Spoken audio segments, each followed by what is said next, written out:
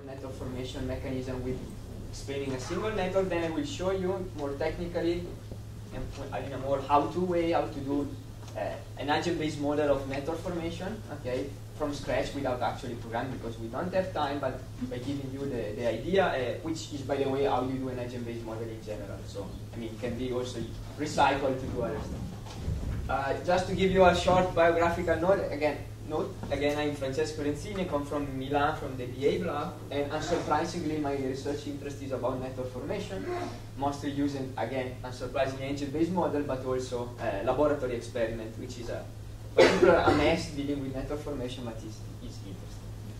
Okay. So why we should care about networks and study networks? Well, I guess the networks are key components of the computational social scientist toolbox. And if you refer to the manifesto that Flaminio showed you, published on Science, and if you look at the big names that signed the co-author that manifesto, you find names like David Laser, Albert Barabasi, Nicholas Christakis, Noshir Constructor, Alex Pentland, Michael Macy, and others. These are all guys that made huge contribution to the field of network science and social networks in general, and developed their career around these particular research topics. In addition, if you read that particular manifesto, all the examples about what computational social science can deliver us, mostly all of the examples deal about network phenomena, and even the original preprint version of the manifesto, I guess maybe this you don't know, wasn't called simply computational social science, but was called Life in the Network, the Coming Age of Computational Social Science. So, I mean, this is not evidence, but it seems that computational social scientists care about networks a lot. Why? Well, okay, first of all, I guess you already know, but networks can be defined as collection of relationships among subjects, not just subjects, but since social science we're dealing with subjects. And why we do care about them? Well, because networks and behavior, which is the ultimate goal of the ultimate explanandum of a computational social scientist, are deeply interrelated. In the sense that human behavior that is behind the macroscopic phenomena that we want to understand as economists, sociologists, epidemiologists, digital health expert, historians, whatever, is deeply interrelated by the connection that you have. This is a very nice example from one of the co-authors of the manifesto, Nicholas Christakis and colleagues. What they did is that they went in Florida high school and they sampled the whole friendship networks among high school students in different type of Florida high schools. So here the nodes are high schoolers, and two nodes are connected even if they mutually declare that they are friends. Okay, so this is a very old technique to sample networks, survey-based, and this is what you get. The interesting thing that they wanted to study was to see how friendship among high schoolers can influence alcoholic drinking consumption. And here the colors show you the drinking behavior of such high schoolers. Well, the blue one are abstinent people, or they drink very, very little. I don't think you get the different shades of yellow, but these are different shades of moderate alcoholic drinking consumption, and the reds are heavy drinkers, that is people that get drunk quite often and even drink during the weekdays. What is surprising here is the phenomenon of behavioral clustering, in the sense that people who drink a lot tend to go along with people who drink a lot. People that are abstinent tend to go along with people that are abstinent, and they are separated among these two extremes, right? Because you don't see that they are directly connected, these two opposing groups. They are only mediated by people who are moderate drinkers. And this is important, right? Because, I mean, alcoholic consumption is of concern for public health experts, but also for sociologists, because there might be some socioeconomic patterns in this alcoholic consumption, but also for economists. You know that economists care about labor markets and transition from high school to university to labor markets. Not just economists, by the way, but I mean, if you are a heavy drinker at 16, maybe your GPA is not that high, and so this might impact your future labor mobility or whatsoever. And friendship seems to matter a lot in this particular phenomenon that has different macro level consequences. However, here, this is, I mean, the nicest works that you can find out on networks influencing behavior. I mean, in this case, it's type of alcoholic consumption. You see different type of behavior spreading and clustering, for instance, in networks. But networks are complex objects. They are some sort of wild beast, right? Because The typical dissonances assume that networks are fixed infrastructure that somehow channel behavior in one way or another. But the issue is that, which complicates the matter, that networks themselves are outcome of some particular behavior, in the sense that, which unsurprisingly is called network formation behavior, which in reality what you expect reality to look like is something like this. That is what is really happening in this. Teenagers are choosing their friends according to some decision-making rule, that is to some behavior. Being friends means hanging out together, that is, I don't know, going to a pub, and if we go to a pub, we will observe each other in drinking behavior, and we decide what to drink and how to drink. So we will modify our drinking level, but then we might witness a feedback between the two. Because maybe I have an innate preference for being a heavy drinker, let's say. I'm hanging out with abstinent people, so I might modify my friendship relationship based on the drinking behavior that I observe. So this feedbacks on my network formation behavior. Because you have this co-evolutionary feedback between I decide to form connection, I do stuff with the connection that I have, and this feedback on my decision to form new connections, and you have these cycles. So I think that you already get that treating this analytically and mathematically seems hopeless. I mean, you have a lot of parameters, you have a change in dynamics, it's very complicated. And in addition, what we do is that typically from computational social science and general empirical social science research like survey methods, we usually have data on behavior. We usually have, like drinking, we usually have data about networks, usually at a given moment in time, a given snapshot. If we are lucky, we have different snapshots over time. Or panel data, what we miss completely is data about the determinants of partner selection. That is, we miss data about network formation behavior, my decision-making variables that I look at in order to find friendship or whatever relationship. We don't have any data set about this. No clue. Okay. And therefore, we have this problem of data scarcity, which I just want to represent in this picture. What we know, for instance, is the behavior or attributes of our actors in the system that are different colors. We know that the relationship at a given moment in time, what we don't know is that if this relationship will persist or not, or in this particular time frame, why this guy is connected with these two guys but not with these other two, right? Because we have no data which allow us to turn this apart. And whenever data is scarce, as researchers, I guess we have two options. First, we give up. Okay, but I mean, this is not an encouraged path. The second is that we try to fill in these gaps by proposing some explanation for the patterns that we observe, right? And I really like the analogy of being like an archaeologist, right? Because I think that archaeologists are the toughest job in the world, because you are asked to propose some explanation about how civilization could have worked thousands of years ago based on this type of evidence, right? That's a footprint of something that you're not even sure whether it is a human or not.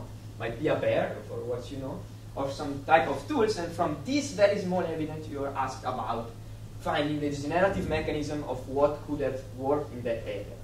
The same is with networks, right? You know the footprints that is the network, but you don't know anything else. And so you are asked to try to come up with a potential explanation, since otherwise you don't understand social phenomena, because you have, again, this complex feedback between network formation behavior and behavior on networks that spread.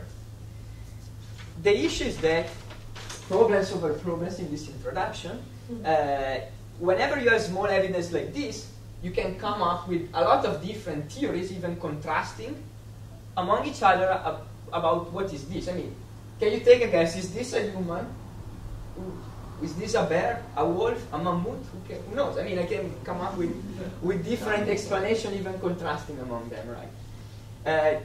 Technically, we might have many degrees of freedom, and we have an overdetermined system to many solutions for too small evidence, little evidence, and therefore, how can we distinguish one explanation from the others? And that's where I want to argue for using agent-based modeling techniques to do so. Because among the many things that also Flaminio showed to you that agent-based model can do, I think that you can use them to compare alternative explanation on common grounds, in our case on the same networks, and say something about the phenomenon of interest, even something, sound, in case of data scarcity, okay? So this is what we are going for this lecture. This is basically the take-home message anticipated. But I mean, okay, if you have any question, please interrupt me. I'm happy to engage with you. And if something is not clear, I will try to re-explain.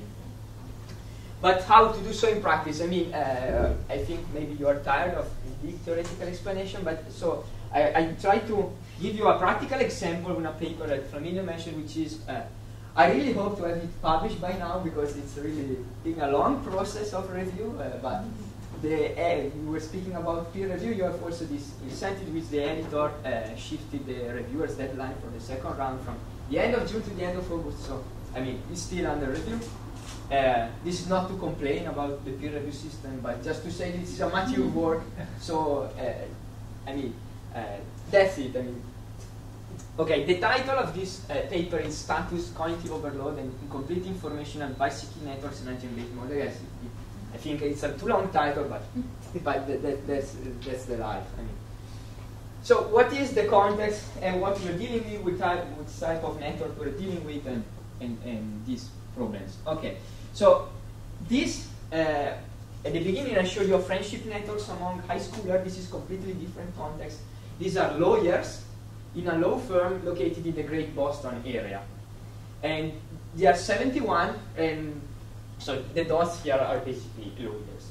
This network was sampled by a famous French sociologist that's called Emmanuel Lazega that spent 2 years or even 3 years talking and engaging with these lawyers, doing ethnographic work, qualitative interviews, surveys, observing them, because getting personal data about how these lawyers engage with each other in the context that I'm going to describe now, it's a bit hard because these guys are like sharks and they get to trust you to give some of this personal information. So this is just to say this is a very well-crafted network work that took 3 years. I mean, so it's hard to replicate, but they sample very nice relationships.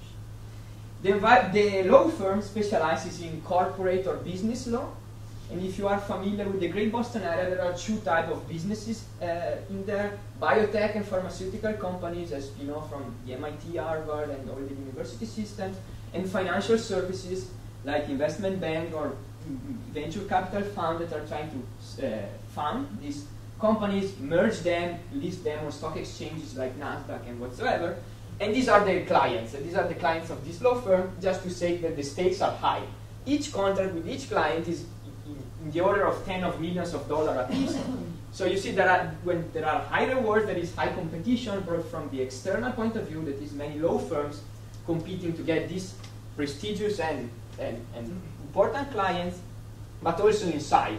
Because this is a corporate culture, this is a very flat organization. Yeah, there are formal roles, but I mean, what matters most is the clients that you have, the money that you make, the status that you have, and this is also related to promotion, to career prospects, and whatever. So this is just to tell you that it's like a shark tank, and the most dangerous sharks are the ones sitting next to you, that are these lawyers. The relationship that Lazega sampled are many, like friendship, collaboration on common projects, but here we deal with a specific type of relationship that is work-related advice seeking.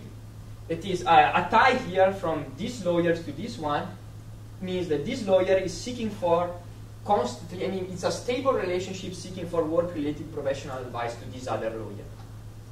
And by work-related professional advice, I mean that I have some problem, not with my girlfriend or my wife, but with my work, and I don't know how to solve this. I turn to some peer to get the solution. For instance, I'm setting up a case to defend my client that is a biotech company that is accused of having breached some patent of another biotech company, and a sentence that was emitted by some judge in New York is relevant to my case, but I don't know how to fit it in my defensive strategy. So I turn to another lawyer, say, hey, can you help me do so?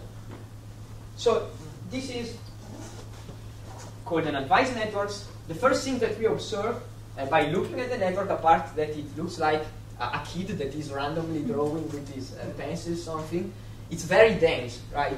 It's very dense, it's very clustered, and if I don't know if you see it, it's also very centralized because there are some lawyers that receive a lot of requests. Here it's just black. And there are some lawyers that send a lot of requests, and these two have little correlation. That is, you have few lawyers that receive a lot of incoming advice requests, so they have requested a lot for advice, and some lawyers that request a lot for advice for themselves. Okay? And these are not correlating among each other. So it might seem hierarchy or centralization, but at the same time clustering and density. And you observe a lot also of reciprocity, that is, or at least symmetric links that are closing, because the link by its nature is directed, because I can ask for advice to you, but it's not necessary that you ask advice from me, but you observe a lot also of these closing asymmetric dyads. Why do we care about, why people care about these advice networks? Well, first, management scholars, organizational scholars, and also sociologists have associated this type of, they call these advice networks as the nervous system of organizations because they are spontaneously emerging. So it's not that this lawyer is asking to this other lawyer because he's his boss, okay? But these are spontaneous relationships. They are also called the company behind the chart, informally emerging, and they have been associated with the success rate of the firm. And if you zoom out of the sector, because there are some sectorial patterns in how these advice networks are organized, and so you observe this correlation between firm and sectorial level performance and the type of advice topology that goes on typically inside these firms. So, yes? Are all the lawyers a part of one firm or different? Yes, it's a single law firm. Yes, there are 71 with that are basically the same law firm. And this is why people care about advice networks. But sociologists also care about advice networks for another reason. That is our puzzle and the puzzle of why advice network formation models are developed. The point is that asking for advice in such competitive environment is very costly because it implies a status loss. Think about being this Shark Tank with my peer sitting next to me is competing with me for clients, for promotion or whatever, and I go to this lawyer and they say, hey, I don't know how to interpret this sentence from this judge, please can you help me? You are signaling, you are revealing your weaknesses to the shark, you are bleeding in front of the shark, right? And so the other lawyer can use this information strategically to know, haha, this guy is not, he doesn't know what he's supposed to do, right? So I have a competitive edge, and so this type of information is very costly. But at the same time, if you think this is puzzling, because status is so important, asking for advice is so costly in terms of status, so why do we observe such dense advice networks? Which also a lot of reciprocity clustering that, I mean, doesn't seem to be the outcome of this status competition, like being reciprocated. Why should I reciprocate you? I mean, in my advice request. So, put formally, why do people engage extensively in such a costly activity as advice when status is so important? And we can translate this particular question from a sociological perspective to a network modeling perspective. What network formation behavior explains the emergence of such network patterns? Okay. And clearly, the determinants behind this network formation behavior were not measured by Lazegas. What Lazegas sampled was this relationship, and it was already attained because I mean 3 years is a long time. He sampled some attributes of these lawyers, say who is male and who is female. The spoiler, in the 90s they were hugely gender unbalanced. There were 6 female lawyers out of 71. So I don't think it's a variable that matters most in this network. They sampled, say if they came from the Ivy League for their education or not, their specialty, but that's it. We don't have any clue about some decision-making rule they might follow to select their advisors. And so this is our research quest. Okay. But unsurprisingly, we're not discovering fire. As I told you, advice networks have been studied since a long time. Even one of the first empirical works sampling networks in the history of mankind, I should say, is from the 30s from a guy called Moreno, and which I don't remember the name, but he basically sampled social networks inside organization because you can have a well-defined boundaries and people know who is part of the organization, who is not. And among the first networks that were sampled was an advice network because this has always some sort of puzzle sociologists in order to be understood. So it's not surprising that we already have some particular models that try to explain these puzzling patterns.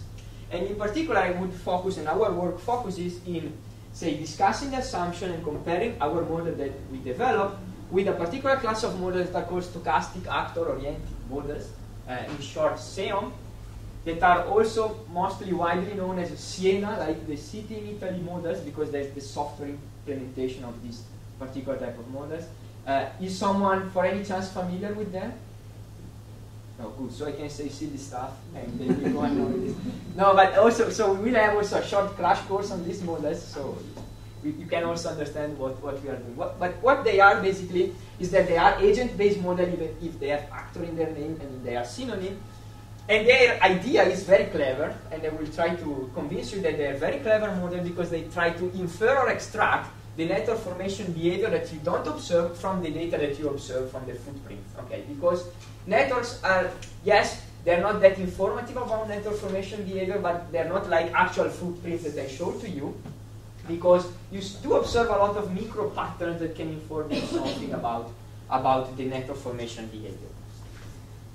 However, we were not satisfied first by the approach, but also by the conclusion generated with this approach, because the network formation behavior that they identified was, and I hope to convince you, was a bit complex for the and too unrealistic, say, for the type of networks that we use. So we use an agent-based model to build an alternative theory explaining this Lazega network, and by comparing SEOMs or Siena model and our agent-based model on a common ground, that is these Lazega networks, this allowed us to get important insight on network formation, in particular on advice network formation, even if we have no clue about network formation data. We have zero network formation data, but we can say something theoretically and empirically informed about the mechanism that drive advice formation in competitive contexts like lawyers or any other context that applies to this particular type of phenomenon.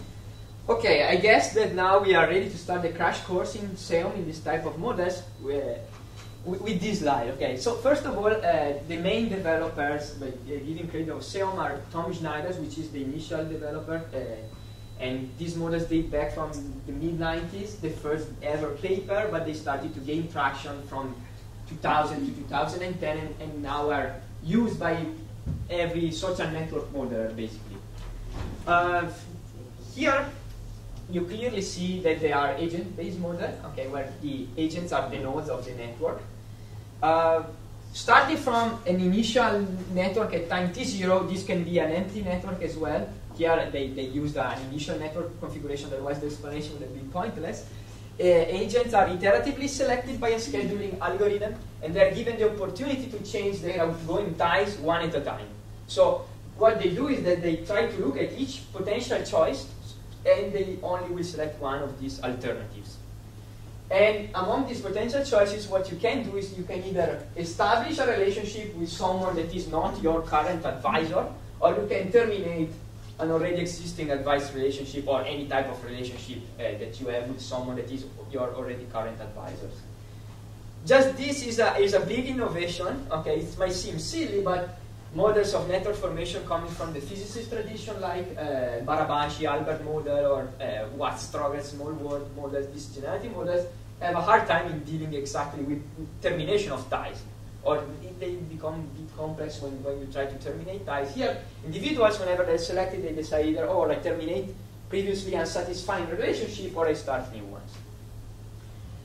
To each of these alternative choices, you see you have different parallel words, right? You have different emergent network structure arising from each choices. Here I have lighted the decision maker with the red bar. For instance, when you terminate the relationship, trivially you will have network that will be less dense than the initial one, and when you establish new relationship, you will have networks that are more dense than the initial one, and comparatively even more denser than the case of terminating a relationship. This is the first trivial difference. However, you observe that these networks, let's forget about this one, and let's zoom in the other two cases because they have the same density. By your different alternative choices will form different local network configuration. What do I mean by this? Okay, here I have 1, here 2, 3, and 4 clockwise. And let's start from the similarities. In both cases, you are maintaining a reciprocal relationship with free. So I'm asking advice to free, and free is asking advice to me that you inherited from the previous network. You have no control of what others are doing. So 2 is asking advice to free, and free is asking advice to 4. So you have the boundaries well defined. What changes is that you can either send advice to 4 or to 2. If you send advice to 4, you will form a particular network pattern that is 1, that is you are asking advice to 3, which is asking advice to 4. And for this reason, you start asking advice to 4 as well. It's a transitive property, like A implies B, B implies C, and C, and sorry, A implies C. If you translate this instead of this link, you give the substantive meaning. Here you're starting asking for advice to the advisor of your already existing advisor, right? So it smells like some sort of hierarchical mechanism. While here on the right, you start asking advice to 2, that is asking advice to 3, that is asking advice to you. Okay, so it's more flat. It's like a cycle, right? And this smells like people exchanging favors mostly than following some hierarchical pattern. So the big revolutionary idea, I should say, of SEOM is that even if you have no clues about network formation behavior, you can start from the network and look at this micro-configuration that your agents can form, because that micro-configuration reveals to you the preferences for some particular network formation behavior. Because let's look again at this on the left. Well, we expect that someone choosing an advisor following a transitive pattern like this likes hierarchical relationships, like because I'm seeking for the advisor of my advisor. While here we expect that someone forming his advice request following this type of behavior is mostly, likes for exchange of favor, something much less hierarchical than this. Okay? Indeed. The idea is this local network configuration that you are forming for each, these are alternatives, remember, for each alternative links will represent different network formation behavior, because this is what you would expect an agent would behave in network terms. How would you represent the behavior in network terms arising from each particular choice? For instance, here you have a tendency for local hierarchy, which is a network formation behavior, versus this generalized exchange of favor, that is another type of advisor selection rules.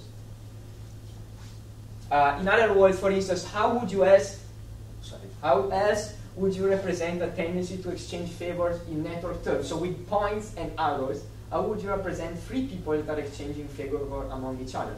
This is the only choice, right? You have this cyclical pattern. The point is that any network formation behavior, and I will show you other example, can be mapped into such local configurations which will arise from a particular choice, and there are alternative among each other. So how would, therefore, the network emerge, and how would you explain derived network formation behavior from data that is, if agents, you will find out, will be more likely to form this configuration than this, in some way that we will see in the next slide, then you can infer that individuals behave following hierarchy in building their own advice networks. If the opposite is true, you would say that individuals would follow this generalized exchange pattern instead of the hierarchical rule. The point is that these are alternatives, right? And therefore, you have a trade-off in it. And what SEOM does is that it tries to solve this trade-off by an objective function, which basically can be interpreted as your satisfaction with the states that you are generating. So by forming a tile to 4, a link to 4, I will form a particular network state and will get some satisfaction from it. By forming instead, alternatively, a tile to 2, I will obtain another type of satisfaction and will try to maximize the satisfaction, okay, the overall satisfaction. Is it clear somehow? Okay, cool. Now, this is how you represent this objective function. Okay, and this is what agents try to optimize in this SEOM framework. Well, it might seem scary, intimidating, but it's actually very easy to see. Okay, first of all, each agent is its own objective function, and X is the overall variable notation for representing the network. This is the adjacency matrix of the network in a matrix representation. And Xij here is a variable, a random indicator variable telling you whether individuals I and j are connected or not, simply at a given network state. So here x14 is 1, okay, because you observe it is here alternatively x14 is 0. what you do is that, okay, here I wrote 2 additional local network configuration, but the 2 original network configuration that we were discussing, that is the local hierarchical rule or the transitive cycle, can be simply reconstructed by using this notation. So by using only xij, you can build any network configuration that you wish. I mean, I'm not entering into details, but believe me, this is how you represent this transitive triplet, as it's technically called, and this is how you represent this transitive cycle. Okay. What do you do is that you sum them, and since you're summing binary variables, it's like counting them 1, 2, 3, 4. So the more links that you have, for instance, with following this pattern, and if you like this pattern, it will be better. And you originally wait with some parameters that are called betas, that are the preferences towards this count of local configuration presents a particular network formation behavior. So we have unpacked the whole sum algorithm in this particular equation. Say, for instance, that beta 3, that is the preference for this configuration, is positive, and beta 4, that is the preference for this configuration, is negative. Agents will be iteratively selected and will therefore try to form these relationships, because you will increase the count of this by 1 multiplied by a positive number, so the objective function increases. And you will actively avoid this, because it's multiplied by negative parameters, so you will increase the count by 1. This will drag down your objective function, and so you try to avoid it. This is done agent by agent, choice by choice, and therefore the emerging network will reflect these parameters of this objective function. If you switch the signs, individual will start to avoid this, and instead will start to form this, and choice by choice, agent by agent, iteration by iteration, we will observe different emerging networks, okay, in theory, but actually also in practice, and this can be widely different, okay? So the idea is that you have this generative mechanism, agent-based, in which the network mechanism can be derived from the network configuration that agent would form sequentially, okay? Is it clear? Cool. Okay, and then how do you actually infer the network formation behavior from data given this sum structure?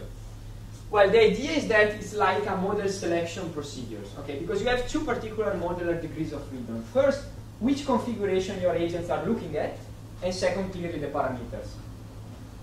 The idea is that, and what it turns out in practice, in all the empirical application of SEOM as network formation behavior extractor, say, is that you have to specify many local network configuration. And therefore, this means that your objective function will reflect many potential and concurrent network formation behaviors or combination of behaviors. Right? So agents, to reproduce networks, it turns out that they need to look at different aspects of the potential networks that are formed. And among these different aspects, here it's how you represent them graphically. So here it is again the transitive triangle representing local hierarchy. You can have more complex structures, okay? But you can also represent typical network mechanism like preferential attachment or popularity. Here, see, red is like your decision variable. Here you are deciding whether to ask for advice to someone that receives a lot of advice requests, which is exactly preferential attachment or popularity. And here you can also have a look at the different attributes. For instance, here it is heterophily or homophily, in the sense you are black, your peers are black, you're trying to decide whether to send advice to someone that is white. I mean, well, it can be any particular type of attribute, like gender, socioeconomic status, or whatever it is important that is driving homophily. Therefore, what we will have an objective function comprising of this linear combination with parameters multiplied by the counts of the network formation behavior that you are specifying. What you do is that which preferences, okay, and therefore here it is how you actually extract the network formation behavior from data. That is, you will start with a random vector of preferences and you will simulate networks under this random combination. You will observe some sort of emerging networks from this particular model. What you do is that you compare the emerging networks with the observed outcome under some specific network metrics or summary statistics or sufficient statistics. We will see in a while. And as long as these generated networks are not close to the empirical target, you tweak these parameters unless you find out a good match. Okay. And whenever you find out the good match, then you basically found an objective function, and a parameterization of this objective function that, again, I recall you, is the trade-off between this particular network formation behaviors encoded in this local configuration that is able to reproduce the empirical target. Okay. So in this way, some modelers claim to be able to identify network formation behaviors because you specify the configuration, which again represent network formation behavior that whose combination reproduce the empirical network that you observe. You have a good match between the simulated networks and the empirical observation. And in the end, what you will do is that the final preferences from these estimating routines that you will obtain will give us the relative importance of a local configuration over another, that is some beta will be positive, some will be negative, some will be zero, whatever. And therefore, this will give us the relative importance of a particular network formation behavior to explain the network. Okay. So suppose that at the end of the estimation routine, these two are positive and these two are negative. So by assuming, let's say these are 2, 3, -1 and -2 random numbers, it means that to reproduce the empirical patterns, individuals like these network formation behaviors and really dislike these ones. Okay? Yes. At the initial stage, you basically set the parameters randomly, yes. And you select even the direction on your own, right? And then while optimizing the objective function, you iteratively change the parameters. Yes, they do so actually with a gradient-based search. Okay. Technically, what they set up is a moment estimating condition. You try to match the observed value of some statistic with the average of simulated networks with that particular statistics, and you tweak the parameters until they match. Okay. At the final level, therefore, you will have the objective function combination revealing which network formation behavior agrees with the empirical observation. And during this process, you assign the relative importance. Yes, exactly. Because the parameters that will receive higher weight, for instance, will be positive. It means that they are important to explain the networks, but also because of your agent-based interpretation, it means that your agents, for instance, if this is positive, like this configuration, and this configuration is important to explain the network, it sees this configuration as a direct network formation behavioral component, a behavioral counterpart, and you can claim that they behave like this. Okay? Is that robust to your initial configuration? I mean, is there just one stable solution to the problem, or there can be multiple? Yeah, that's what exactly we meant to do with our paper. Okay. To show this. Okay. Yes.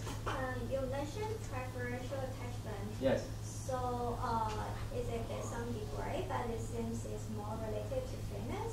So are you trying to use a hybrid approach, like basing on both degree of fairness and fairness? Sorry, can you repeat? Like preferential attachment. Yes. Like we know like a very good example of preferential attachment is like Albert-Barbasi model, and that is based on degree. Yeah, so like are you trying to use the degree as a preferential attachment property, or like are you using like something more related like fairness, like Bianconi-Barbasi model? Okay, yeah. No, it's just a degree related. Okay, you see, you're trying to connect with someone that has a lot of in degree.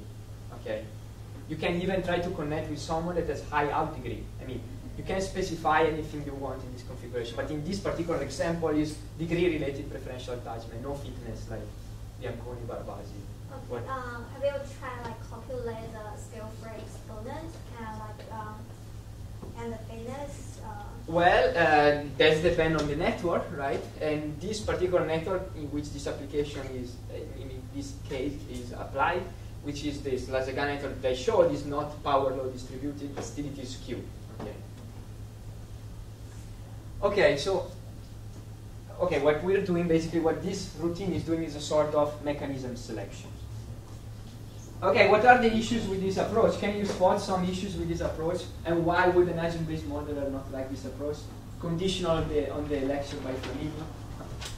Well, first, to reproduce actually, to have some parameters that match the empirical network, agent, as I told you, are required to look at many different local configurations And therefore, what actually translating behavioral laws, they are required to perform too demanding calculation, because they are required basically to look at different potential network patterns that are emerging from each of my alternative choices. And since I have n minus 1 alternative choices, here the lawyers were 71, you have to compare at the same time, every time you are chosen by the algorithm, you have to compare 70 different networks, which can be very complex, right? So I mean, it's a bit unrealistic, so this computational power is required, and even if you assume that people are able to do so, this would take a considerable amount of time, while in organizations like the lawyers that we've seen, it is more realistic, and I mean, it is more empirically valid, the fact that individuals tend to make decisions in a short amount of time, and therefore also retrieving information, they need some quick heuristic to do so. Secondly, they're supposed to have complete network information, because to compute some of these configurations, you are supposed to know what third parties are doing, okay? And this is, for instance, the case of a preferential attachment dynamics. Like, I need to recognize that someone is actually receiving a lot of incoming requests, okay? And this supposes that I know that each of these H agents that are strangers to me are asking advice to this J agent, okay? So I know the relationship that everyone has with everyone else. Remember again the context in which we're in. We're in the context of sharks, in which status is very important, and asking for advice is very costly. This is not information that is handed out for free, right? And finally, okay, this is more technical. Okay, you saw yesterday an example with Nicola lecture about tipping points and threshold, but social dynamics is usually characterized by this threshold or tipping dynamics, in which basically you have some particular evolution of your state of interest for a given amount of rounds, that at some point something happens and people go crazy. I mean, something changes completely in the qualitative aspects of the system. And there are reasons, okay, also coming from the same author of the network, Lazega, to suspect that is going on inside the organization, and this cannot be implemented with this SAM framework. So SAM cannot, or at least easily, okay, cannot easily implement this threshold-based tipping. Therefore, we didn't like from this SAM approach the fact that it's complex, right? It's unrealistic because it assumes complete information, and it is also incomplete because it cannot deal with these threshold tipping points. Okay, but before entering into our model, that's how basically starting from this, we said, okay, we cannot have theories of network formation that relies on this particular shaky assumptions. So what if we can develop a model using algebraic modeling techniques that relax these assumptions, compares on the same network, so therefore we can make these two sets of assumptions interact among each other, and therefore say something about network formation in this context, even if we have no data, remember, about network formation. But before entering into this, and maybe you were wondering what was the final network formation behavior that these sound models identified, and this is in a table. Okay, this is actually how it is represented usually. Here the parameters are the betas. So you see there are many configurations that I am looking at. And from the estimation routine, you can also have a standard error. So you can even do hypothesis testing, and they are also used for hypothesis testing, the type of models, whether some network formation behavior either is there or not. And okay, these are how they are called in some terminology, these local configurations. But you can spot, for instance, reciprocity. Okay, this is a social mechanism that is widely known. Transitive triplet is the local hierarchy that I showed you. Free cycles is the cycle that I showed you about exchanging favor. In degree popularity is preferential attachment. Then you have a lot of homophily effects depending on different attributes. And therefore, agents are supposed at each decision to look at these different aspects of the networks whenever they are trying to, whenever they are forming their advice relationship. So you see, it's pretty complex, right? What is geometrically weighted advice? Okay, this is, yes. I want to show you. I'm not entering into detail, but is this particular point, okay, I don't know if to tell you this, but, well, you can discuss it because it's a technical complexity of how you operationalize this local configuration when you have more than 3 people. Okay, so what you do is that here you're asking to this guy, because you have many intermediate advisors between them, and you attach a decreasing weight to them. That is, if you have 10 people in here, this will not increase your objective function more than having 5 people. It's a way for not having clustering of the network to explode. Okay, but I mean, I know that might be an unsatisfying answer, but it is a technicality in the network to correct for this problem. Okay, I'm not sure. Oh, sorry, okay, this was a spoiler. Okay, so what we did is that we developed an alternative explanation, again, a more empirically plausible agent network formation behavior. But how to do so? I mean, the idea is in sum, to derive the network formation behavior from data, because the footprints, the networks, are somewhat informative, like they are not the bare or main footprint. But what we did is that, well, we actually delve in advanced network literature and find that some queues scattered around can be identified that are very common sense queues about how would you expect advanced network will come up, and therefore we said, from this common sense explanation, can we get the same result of SAM? Okay. Okay, and for instance, this will allow us, another spoiler, we're not using preferential attachment-like dynamics to explain advanced network formation. These are realistic in this case because we need to know every relationship that everyone has with everyone else. Again, and if we are able to reproduce the same network without using this demanding and, say, assumption, then we can claim, or we might inform future research to not search for preferential attachment here, because we have a simpler mechanism that can explain the same pattern without relying on this, assuming that preferential attachment is problematic. Okay, but this is something that we can do. Okay, now I'm going to explain our model. I mean, it's not super important that that you understand why we took some particular model decision, because it's very related to advice theory. But the main message here is that I think it will appear also from the slides that our model is vastly more simple and vastly more common sense than some.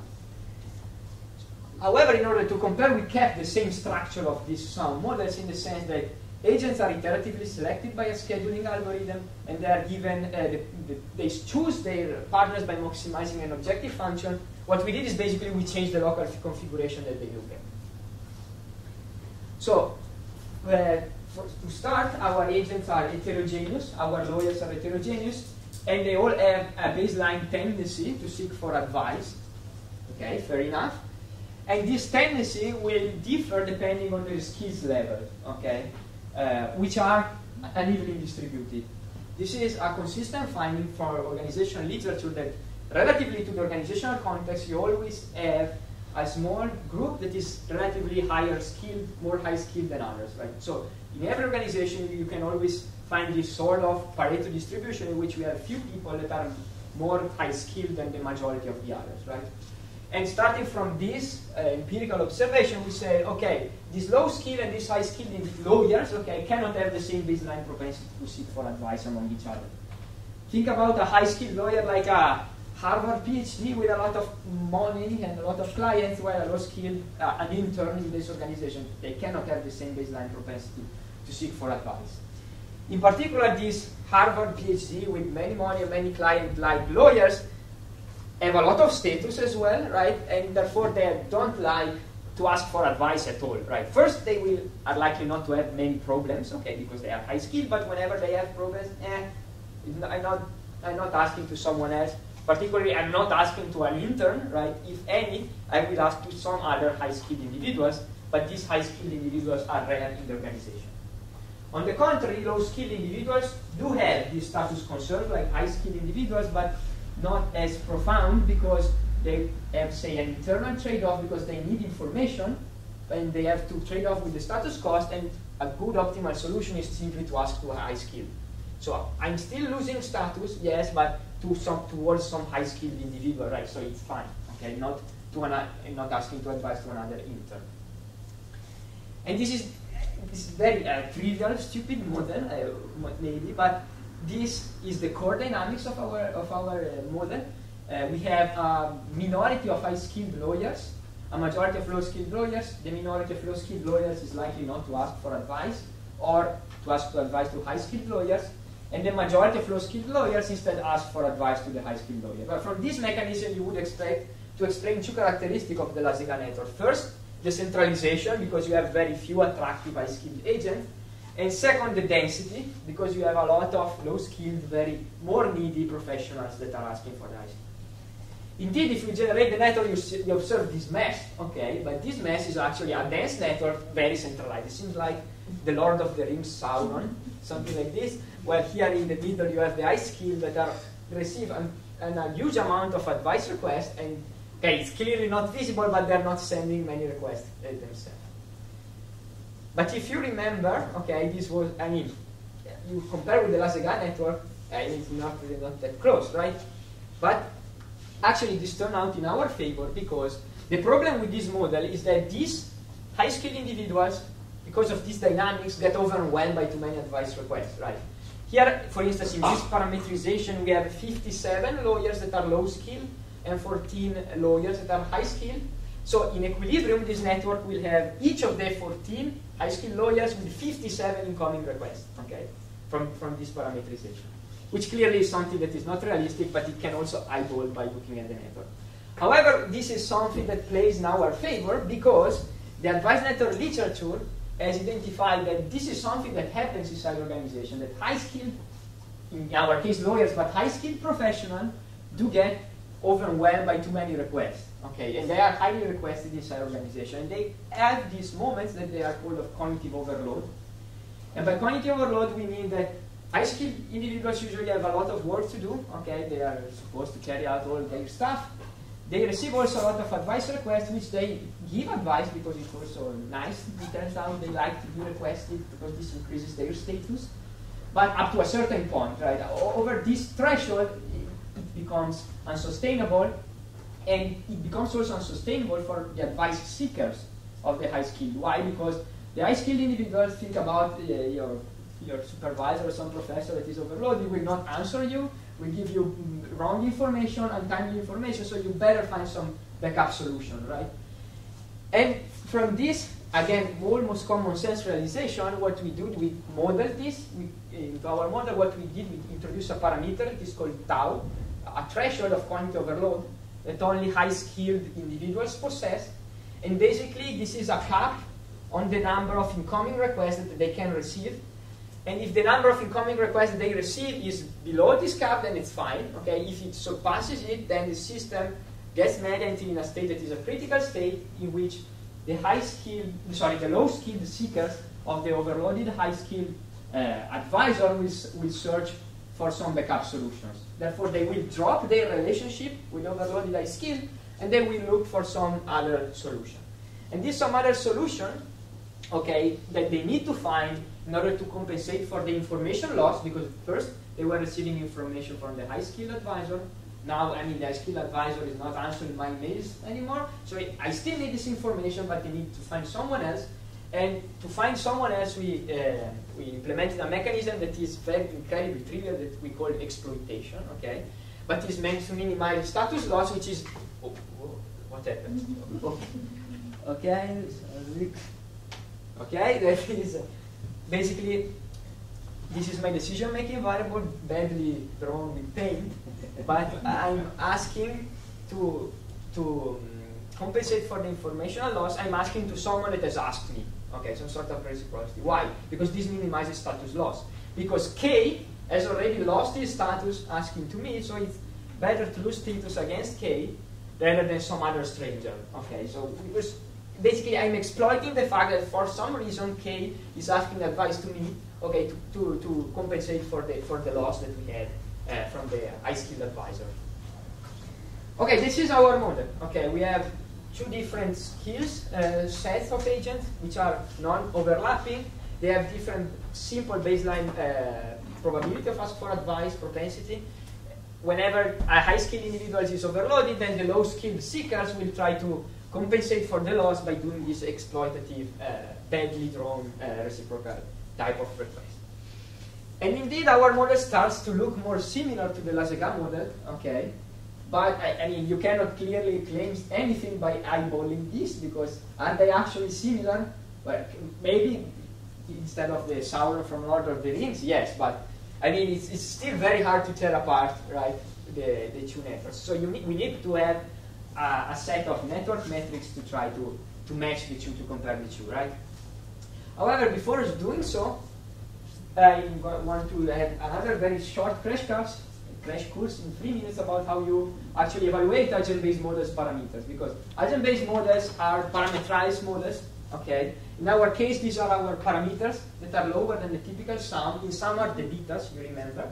Here are the number of high-skilled individuals that we have, the threshold, tau, that these high-skilled individuals have, and our betas, that are the attractiveness that low-skilled feel towards high-skilled, the attractiveness from high-skilled feel towards other high-skilled, the baseline tendency to seek for advice, and the exploitation that is only active when they already read. Okay. We have these models, and therefore we can just randomly put some parameters, like in some, this will generate some networks, but I mean, we need to compare the two. But how do we search for parameters? Because a problem, one of the reasons why some makes these unrealistic assumptions, like complete network information or having many network configurations, is that it's easier to develop an algorithm that will actually automatically match the parameters from the simulated networks to the empirical observation. Like, it's like in economics. Like in economics, you make assumption for what they claim analytical tractability to solve equation, to derive equilibrium.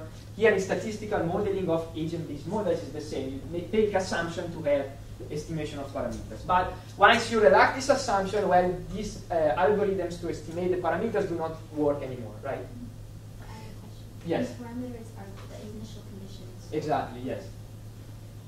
So what you do, okay, what we did in this model, which is something that I suggest you to don't try this at home, but we will understand why, but this is the baseline way on which, the kernel say on which then agent-based models are explored.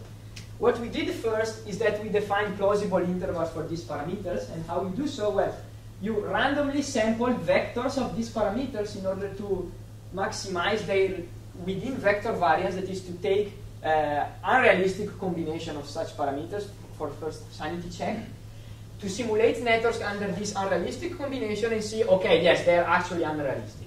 Okay, so you can exclude some combination that you don't want to search for. Okay, some sort of extreme condition you don't want to search for. For instance, the threshold of cognitive overload, that is the number of incoming requests I can process as a high-skilled advisor, which is an integer, but being if 1 is clearly unrealistic, because otherwise, I mean, I'm not there for my peers, but not even 40, like, because otherwise we are the Sauron-like network. Okay, so we can do so for each combination of parameters, and therefore we can exclude the one that screw up our simulation. Then, from here, it is something that I advise you to do. From here, it's something that I don't advise you to do, but we will show what is a more sane approach to do stuff. What you do? What we did is that we form a grid that is another structure that is basically a list of unique combination of possible plausible parameters. So once you exclude all the parameters that are unlikely, then you keep all the combinations that are likely, and you form each unique combination. And what we did is that for each unique combination, we ran the simulation a given number of parallel times, in our case 500 times, and then we compare the distribution of simulated network statistics with the empirical network under some specific metrics.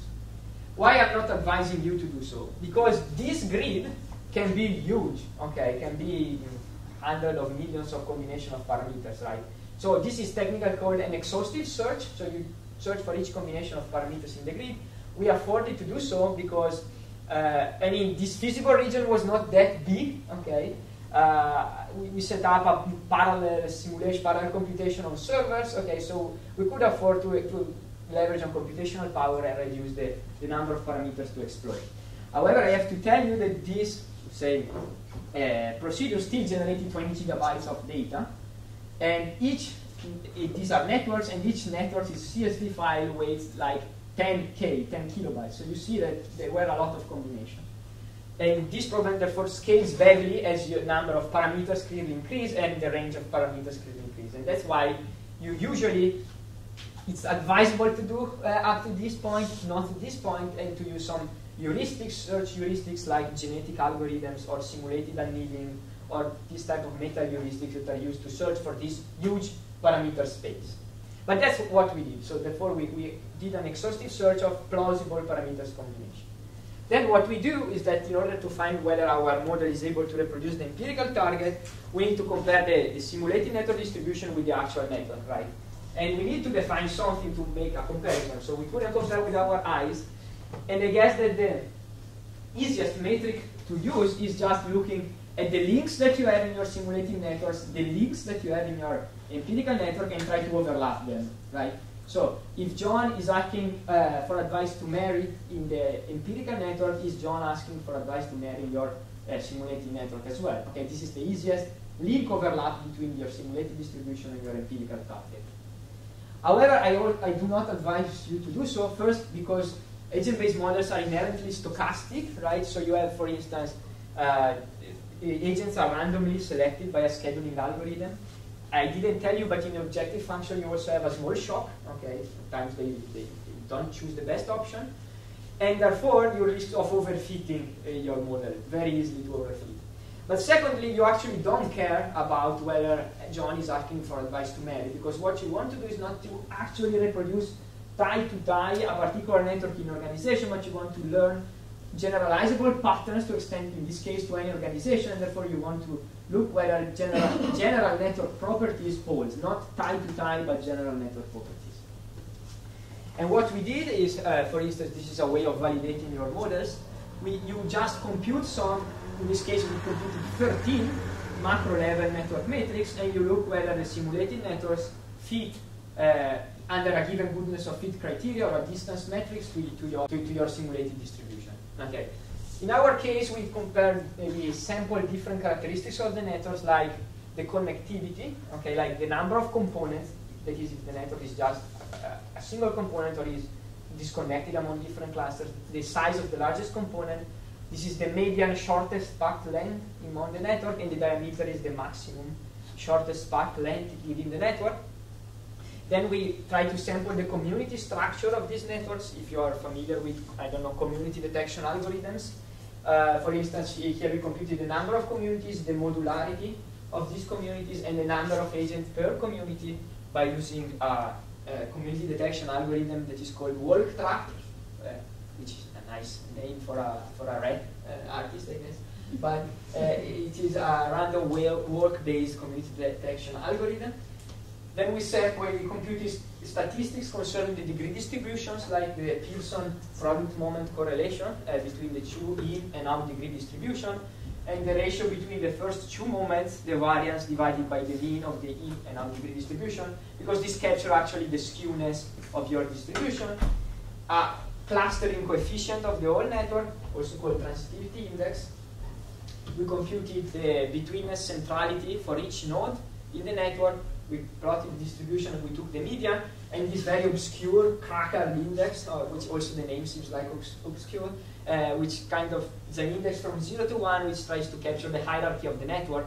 Since it is a directed network, this is trying to capture whether directed paths, that is advice requests, are running towards one direction only, or they are more flat.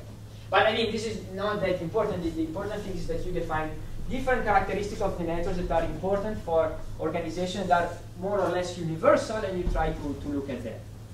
Okay, and then what you do, well, basically you build this implied distribution. This is with some kernel density estimation from our simulated networks. You compute the same metrics on the observed network, and you see whether the blue dot, that is the metric on the observed network, falls in reasonable range in these distributions. From Schneider's and Sound idea is that you can consider, but this is an arbitrary decision, your network to reproduce that metrics that capture a particular characteristics as long as it belongs to the mid-90 percentile of this implied distribution, which is identified by this red band. But clearly, the closer to the median, because they are centered on the median, the better it is. Okay. And so how can you interpret this? Well, you can interpret that this is just one of the best fit parameters combination, that Lasega value in the empirical network falls within reasonable intervals for our model. And also, these metrics are not shown here as implied distribution because under this parameterization, we generated networks with very few variability with this. Okay, so basically they just producing every time a single value, so there's no variance to be plotted.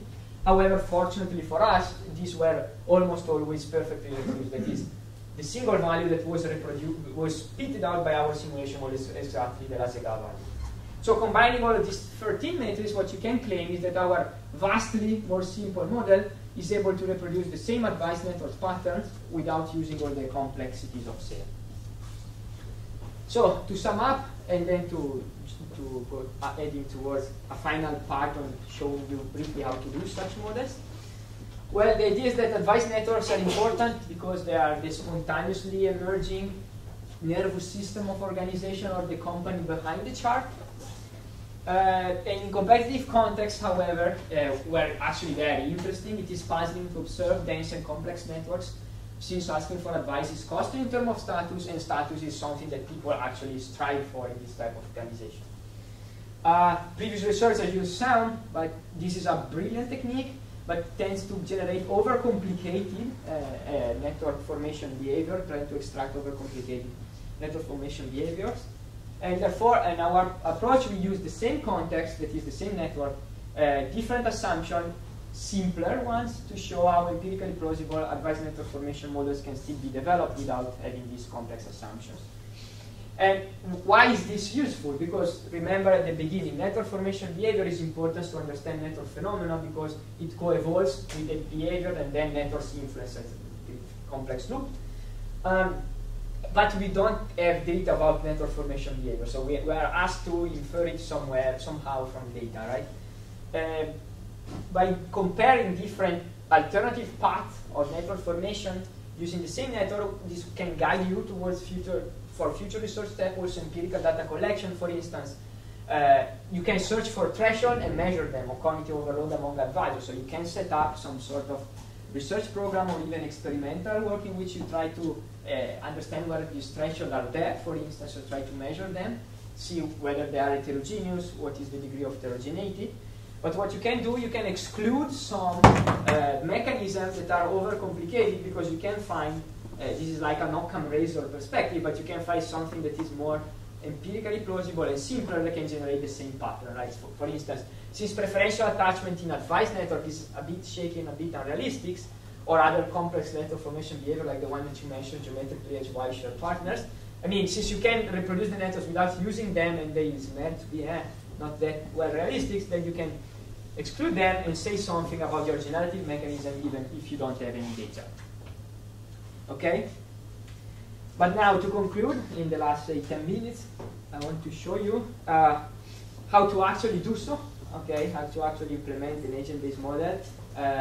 Here, it is tailored for network formation, but if in case you are interested in agent-based modeling, this is how you actually implement an agent-based model in general. So you start from the building blocks, and then from the building blocks, it's like developing a usual software development pipeline. Okay, the first building block is clearly the agents, okay, the drivers of change or behavior that you have in your model. In our case, in network formation models are the nodes in the network, right? But can be whatever, can be firms, can be individuals, can be wolves and sheep, okay, because they're also using ecology, this type of models. These agents basically can have various attributes, okay, some of them can be directly observed or not. For instance, in the Lasega network, they observed seniority, that is the number of years that lawyers spend within the firm, okay? But we augmented this data set by skills level, which was not observed in Lasega, and the threshold that was not observed in Lasega as well. So you can arbitrarily augment your own existing data set with agent level attributes, depending on the research topic you are interested in. The issue that you need to think about it is, what about correlation between these unobserved attributes that you are using to augment your data set and the observed attributes that you have? Because this can mess up, as initial condition, the dynamics of the system. In our case, by design, for instance, okay, you can have correlation between the attributes that you are inserting among them and the correlation between the attributes that you are inserting and the attributes that you have. The attributes that we are inserting are skills and tau and the threshold, which are perfectly correlated by design, because those that have the threshold are only the high skilled, and those that don't have the threshold are only the low skilled. However, we had a problem. For instance, what about the correlation between the skills level, okay, that is unobserved, and the seniority that is observed? Because one can claim, okay, why are you augmenting your data set with skills if you have seniority? This is a legitimate question. Well, in our case, we could find, for instance, previous empirical works are related to network formation, but still dealing with advanced networks, showing that in comparable organizations like consultants, architects, and engineering firms, basically they don't tend to be correlated at all. That is, high senior people are not necessarily the higher skilled and whatsoever. Actually, the correlation is zero, so you don't tend to observe any pattern. This is our explanation, our answer to why we didn't, how we resolve this possible correlation issue. But this, for instance, might appear for different type of agent-based model that you want to develop, and it's something you need to reflect about, because this hidden correlation that you're not thinking about can mess up with your dynamics. Secondly, we need a scheduling algorithm that is basically deciding who is acting and when at a given time. For instance, which in our network formation model, which agent can send or withdraw an outgoing link. In our case, and in some cases random, that is, which is the baseline approach. If you don't have any better option, you start randomly selecting agents. But this could be that, for instance, as agents see their yield degree increase, then they are less likely to act. Okay, you can induce more sophisticated scheduling algorithm as well, but the advice is to always start random, because you have to really add a compelling a compelling reason for adding some more specific and more complex scheduling properties. Then you will need some decision-making algorithm, that is how to select advisors.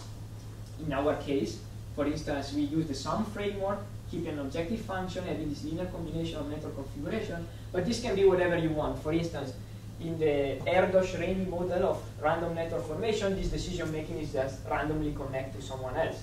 Okay, so this is actually your model and your hypothesis that you want to test. Then what you will need, these are optional. You can have conditional or switches, as they are called. That is, what happens in the case a condition is satisfied. If any, in our case, we did have, so that is a threshold that could be triggered. Okay, but this could be a general resource in the environment that disappears, or a birth and death process, whatever, for some agent. So you might have this. These are mandatory. This is optional depending on your research question. And finally, you will need a routine to estimate parameters or to search for parameters like the one that I showed to you, like the grid search, or some other heuristics like genetic algorithms or whatever, and some summary statistics for validation, hopefully from real-world empirical data. In our case, we have a network, we compute many network metrics, and we compare the simulated networks under this particular type of metrics. Okay? Some question? Okay, I guess it's pretty straightforward. Then what happened next? Well, you translate this into algorithms. Okay, this is a pseudo algorithm. Okay, I'm not going to comment this, but this is the model. Okay, our model written as a pseudo algorithm. And then for the pseudo algorithm, you start to code. Okay, for instance, this is an example with this in Python, but you can pick any language that you wish. You initialize the network, you translate starting from an empty network, you assign the skill levels, you assign the threshold, and then you return this network at a given point in time. Actually, you can implement an agent-based model even with Excel. Okay, it will be a bit hard, but you can do it. I advise to use languages that are optimized for object-oriented programming, like Python, C++, Java, Scala, or agent-based languages like NetLogo. The very last slide I will show you some example, or Repast, that is another option. Why is this? Well, one can draw ontological, this is a very nice read, ontological and philosophical reasons like actors and networks as objects. This is something that I really advise to you from Hammond and Ferraro, two very famous mathematical sociologists published in Social Networks.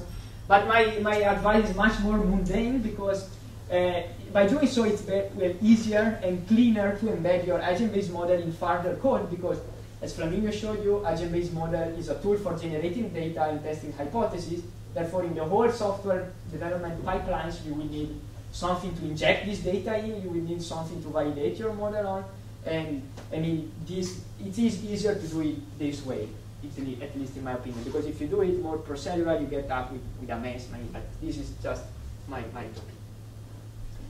Then once you have your computer code, you run experiment. This is, for instance, the grid that I told you. It's called ABM sweeps. You can perform experiment. But again, since this is not, don't try this at home advice. you can then use this is the main model. This is called net evolution. That's you can embed it in already existing libraries to do something else, right? In this case, I'm trying. This is another. Don't try this at home to estimate the parameters using Bayesian statistics, but unlike the approach that Nicolas showed you, this is likely to sample directly from the posterior with a metropolis sample. Okay, this is a bit technical, but it's insane. In fact, it's not working. But it is just to show you that you can simply take your own model, you insert in already existing object-oriented pipelines like PyMC. This is to estimate parameters, and so it will be very clean and very easy to maintain and also to share with someone else. And finally, a final mention to NetLogo, and concluding NetLogo is basically an agent-based programming language, as they like to call it. Basically, it is written in Java, a mixture of Java and Scala at its core. And what you do is that you can easily implement agent-based model because it's optimized for doing the routine that I showed you, say, define agents, attributes, scheduling, decision-making function, and also estimate parameters and run examples by having for free a very nice graphical user interface, which is also dynamics, which is a big pro because if you try to do so in typical languages, this would be a huge pain. Depends, right? It would be a huge pain. And what you do is that here, for instance, is a type of network formation models that you have. You set up your initial condition. You iterate it over time. You can have some stopping condition, and here you have the parameters, the betas that you can define. Okay, this is a different model. This is not an advanced network formation model. No, actually, it is an advanced network formation model, but it's not the model that I presented to you. What you can do is you can change them and see what happens. If I'm able, I show you how a run looks like in NetLogo. Oh no. Just wait. You can't. Wait. Okay. And okay, so you have your own parameters. What you do? Okay, you just run it. You will see the network that will emerge. I'm going slowly because I want to show you how actually. Not slowly. Sorry. Okay, how actually the model works, like SAM and like our agent-based models. That if agents are selected, then you see they try to look for possible alternatives by exploring the possible links that they have. Then they have an objective function which depends on these parameters, and then we'll select the option that maximizes their objective function plus a shock. Okay, and that's it. Basically, you can do in NetLogo a lot of experiments. You can also have here your summary statistics that are changing while the simulation runs. And you can even call it from Python or R. You have this integrated environment, so I guess it's a very cool option. So I will have to stop this in a brute force way, okay? And to finally conclude, I would just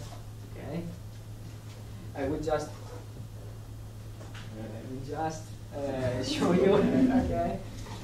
Okay, I will just show you, I mean, I guess you already know it, but I mean, that's where you can find many agent-based models in order to try to if you are interested in starting agent-based model, to try to start your own agenda. In ComSys, maybe it's less known, okay, which is a public online repository for agent-based modelers, written in different type of languages, in different type of domain of application, and clearly you can find them on GitHub as well.